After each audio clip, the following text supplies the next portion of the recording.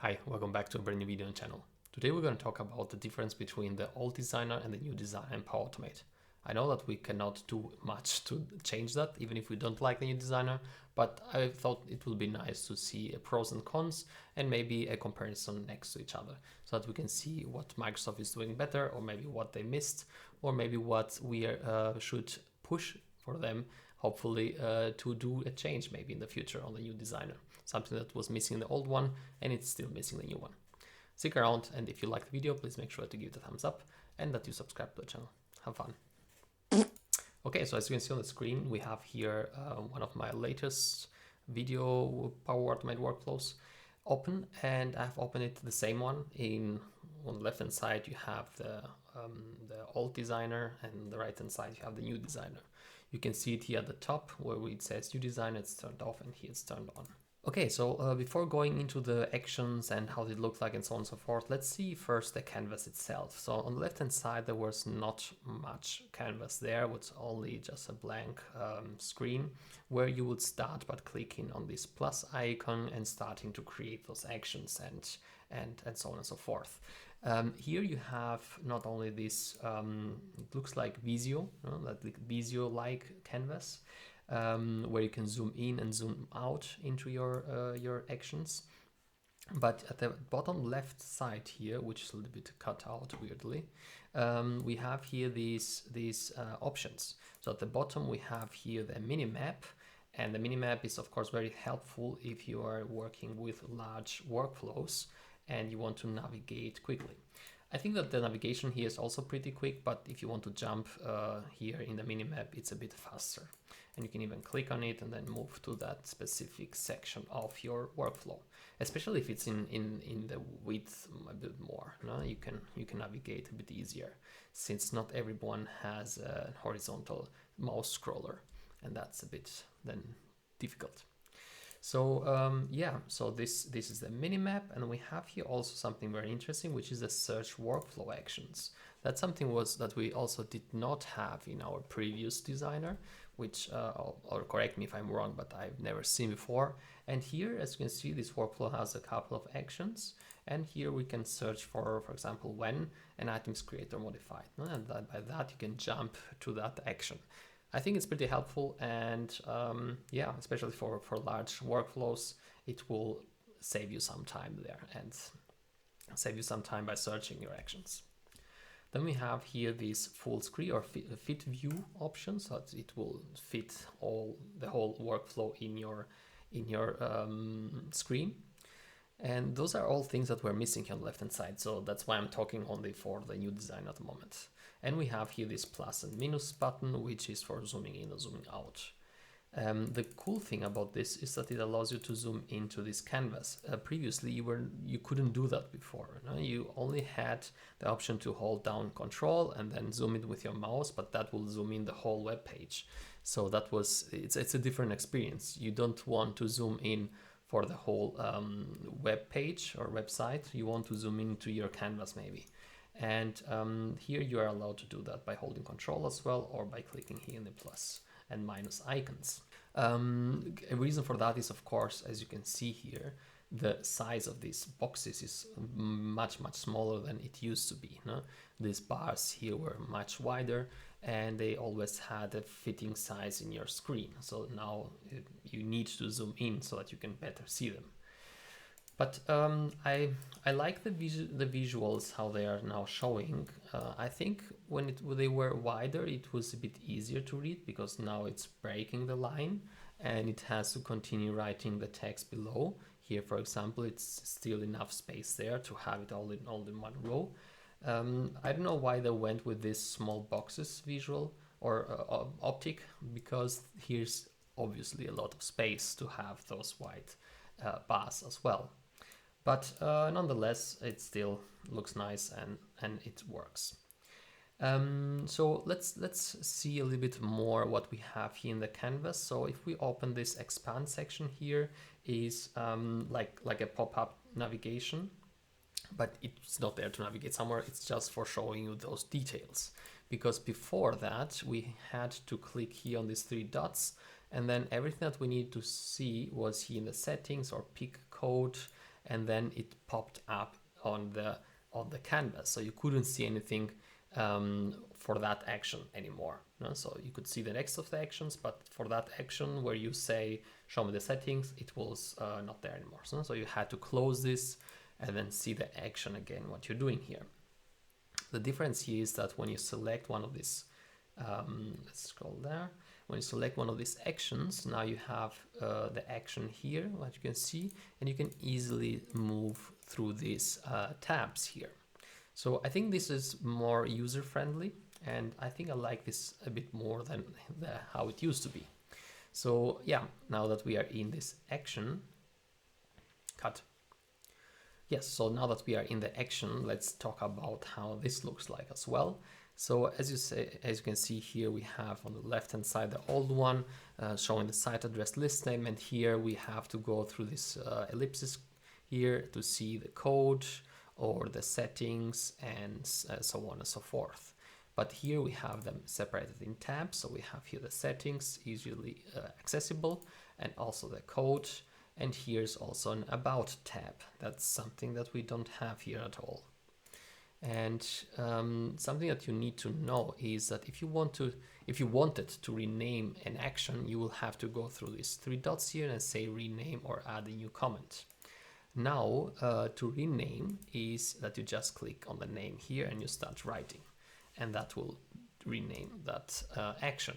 What you need to do if you want to add a new comment though is still to click on these three dots, and here you can add a note, test, note, and then that note will show up here. So if we close this, move to another one, you have the note here at the top, which is very useful because you can see it immediately, but similar was also in the older one. This is the comment section. I want to add here a note, test, note, and that will stay here at the top as well. So it's similarly useful. What I cannot find here, to be honest, is this option to add a new comment. So testing went well. Testing with a G. So if I want to add here a new comment, and because I'm collaborating with my colleagues and I want to send it here, this comment will be visible for this action in this section. And you can see it here with this one.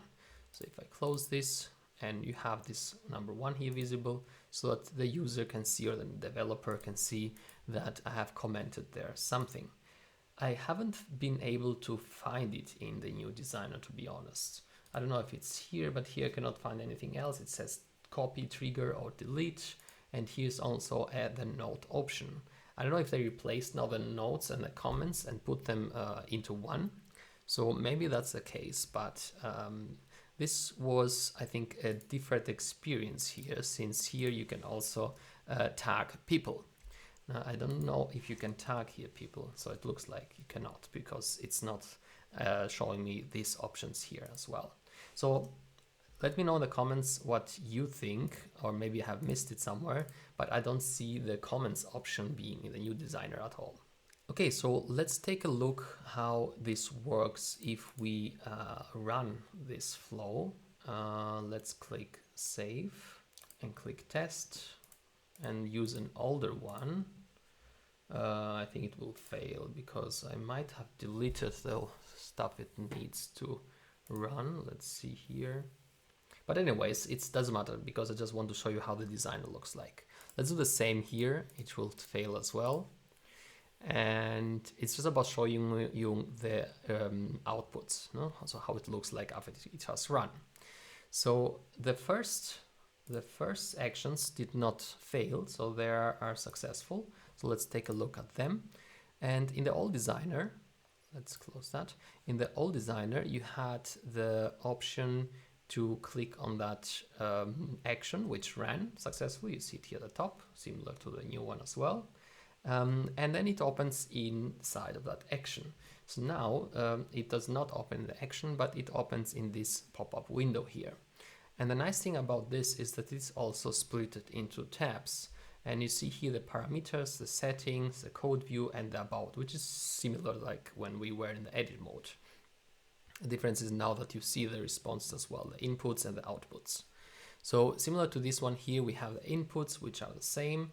The inputs here are showing a little bit more user-friendly. This is more code-like, but the options that we have here are more useful in my opinion, because we can see here that we have the option to directly copy this this section here, which we don't have here. We had to manually copy it like that. Or we have the option here to click it and then select it before copying, of course. No? So you can do that, and then it's in our clipboard. That's something that was missing here. I mean, I don't mind to click Control A and then Control C, but again, if it's there, why not?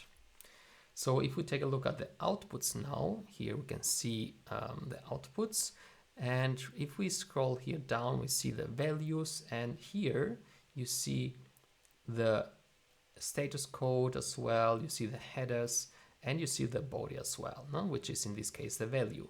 So this is a bit separated a bit differently, to be honest, because this part here with the headers and the status code was not showing here at all. But what we can see here also is that if we click the show row outputs, it will pop up the similar window, but on the right hand side. And here's where we can see all of that information again, not because the information is the same, it's just displayed differently. Here we have the status code, we have the headers, which is this part here, and then we have the body. So based on this structure is the new designer already in the normal view splitted, so it has the status code, the headers, and the body. This is something that was missing here. He was just saying values and it was grabbing only the body. So if we stick there so that we compare it, now in the new designer, if we click show row outputs, it will pop up the same window, let's say, from the right hand side, and it's one-to-one. It's completely similar. So no difference here at all. What I find irritating is that the new designer, it has now these windows popping up from all directions. No? So you see the details popping up from the left, and you see this the row outputs here is popping up from the right. And now I don't even know where my canvas is, now where my actions are. So that I think is a bit overwhelming. I don't know if that's the right way to go, to be honest. Maybe I'm not a user experience designer or something like that, but I think there might have been a bit potential for a bit more there. So let's see what comes. Okay, so that's about the outputs here. Let's close that. And we have here also the properties. So when it ran, when it ended, if it was successful, and the client tracking ID. That was also information missing here. I don't think I have seen them here before, to be honest, in the old one. And I cannot see here a bit more. So there's no option here to see, like, I don't know, more details or something like that for me to be able to see these features here, these responses. And yeah, so the rest is similar, but let's check the error one, which did not run successfully. And we have here this bad requests here response. And actually the rest is the same, because we have here also the outputs. And here's also the difference in the actions that did not run successfully is the old designer pretty similar to the new one, because we have here this red banner, which in the new one it's a little bit lighter. And we also get here in the outputs the status code, which is, it's here at the bottom, the status code. In the successful ones was mixing completely. I mean, I don't know if we need it, because successful means successful, but when it's failing, there are many codes that we are interested on. So maybe it was even smarter to hide it for the successful one and show it only for the errors. Who knows? But yeah, so the rest is also split in body and headers, similar like the new designer as well. But here we are still missing these properties that we see in the new designer. So this one has also the action tracking ID as an addition to the client tracking ID, and so on and so forth. So a little bit more information there for the user or for the developer to troubleshoot. So yeah, I don't think the rest is any different. So it did not run anyways. So let's see how it looks like for the actions that did not run. Yeah, so that's also something that has bothered me actually. So when something did not run, or as you can see, these actions here did not run, it just says that it skipped or the action condition failed. So in this case here, it says the same, action condition failed, and it has also the same information like here, but I can still see a little bit more information. Here I don't have the opportunity to see anything else. No, that's it. That's only this message. But here I have my properties. Maybe they're helpful to troubleshoot something. I have here some settings, no? Which allows me to maybe again see something, what's happened here as well. So I like the option to see a little bit more into also into this not ran actions. So I like this new option more. And one more thing that I wanted to show you, let me go back to the edit mode and here as well, close that. Which is a bit different now. If you remember, in the old designer, you had here the option to select this configure run after, and that will show up like this, where you can say that you want this action to run if the previous action was successful, failed, skipped, or timed out. And you can even select multiple. So now it's a bit different because you have to click then now in that action and then go in the settings, and here you have the run after options, as you have here the security and the tracking. And here you have different actions, so you can select which action has to be successful, has timed out, skipped, or has failed for this action to trigger. So we have selected here the apply to each, which is this action before it, and we want that to be successful before this compose action here triggers. And here you can select even more. You see these colorful bubbles here on the right hand side. So that's where you find that. Okay, that was a short overview of the new designer in comparison to the old designer. I hope you liked it. And if you have any questions, let me know in the comments. If you can answer the question about where we can enter comments like this in the new designer, also let me know in the comments. And yeah, hope you liked the video. If you did so, please make sure to subscribe to the channel and that you leave a thumbs up if you did like the video. And thanks for watching. Have fun. Cheers. Bye.